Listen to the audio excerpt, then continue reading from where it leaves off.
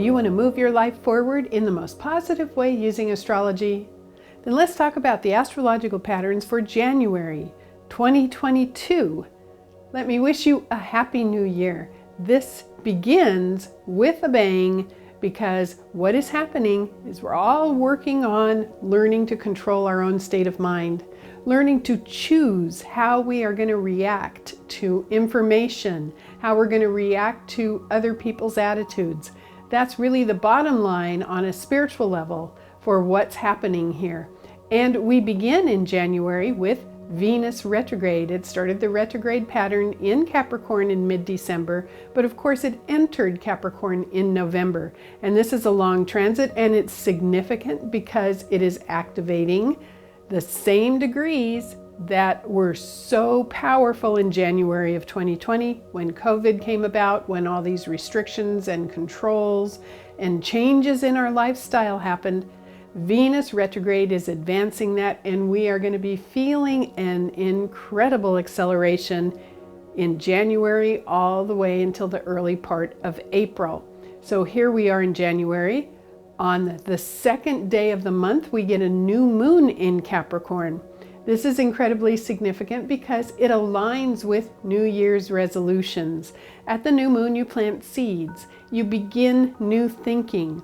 So I suggest on New Year's Day, just before the new moon, that you actively contemplate how you have inner authority to decide how you are going to respond to the world, how you are going to respond to other people.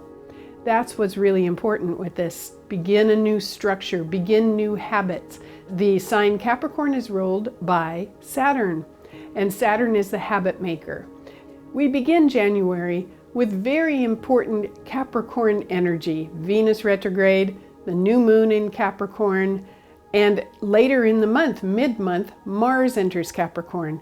And as I said, this all sweeps to a gigantic peak of development, which really happens in early March, but continues into April.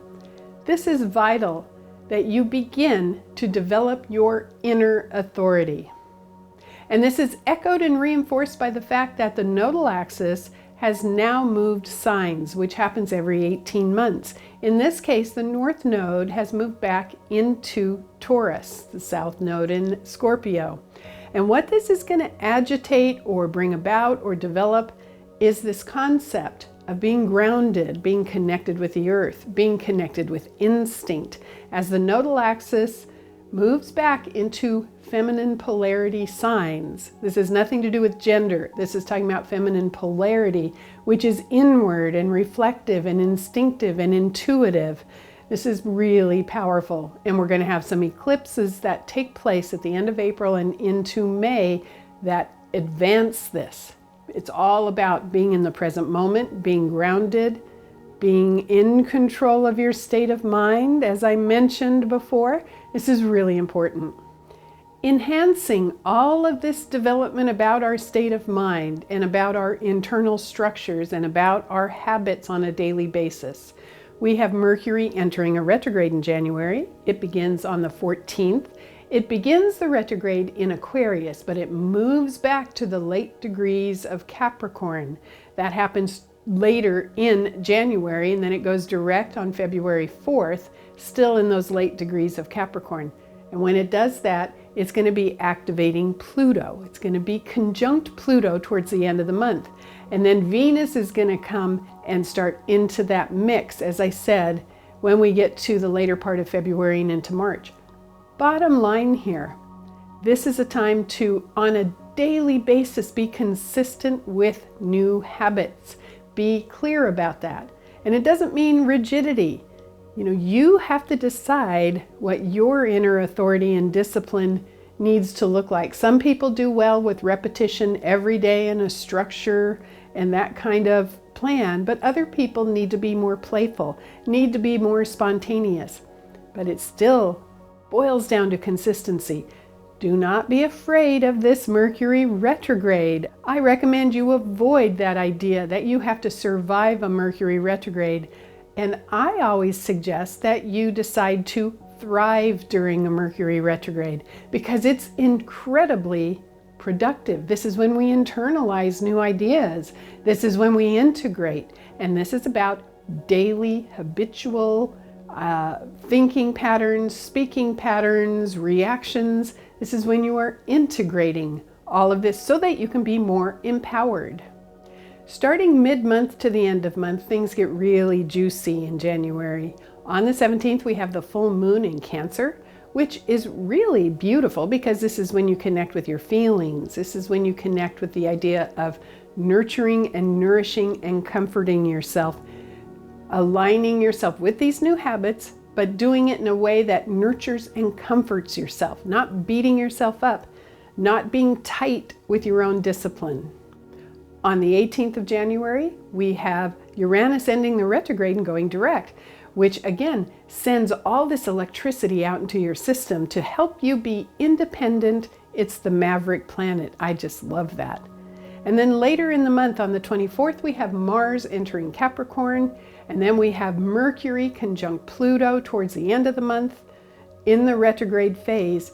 It is all of this percolation, all of this under the surface bubbling up of the energy to restructure how you move about life. And on the larger pattern, of course, it is what's happening in the world with the new variant of COVID going around, possible new restrictions, and how you respond to that. We need to really bless what's happening because this is dynamic energy in play. One more thing to add to the mix is that Jupiter is now in Pisces and it is moving toward a very beautiful conjunction with Neptune, which takes place in April. So that is the intuitive connection that moves with your inner authority so that you listen to your instincts. So to summarize the astrological patterns for January, the new moon in Capricorn is January 2nd, which supports all those New Year's resolutions. Begin a new structure, connect with your inner authority. Then when we get to January 14th, we have Mercury entering a retrograde period, which becomes really juicy and hot towards the end of the month. You are going to have so many breakthroughs in your thinking and in your ability to support your new habits. Remember, towards the end of the month, this is very, very dynamic. On January 17th, we have the full moon in Cancer, which is time for you to nurture yourself, comfort yourself, and be very clear that you can support these new habits.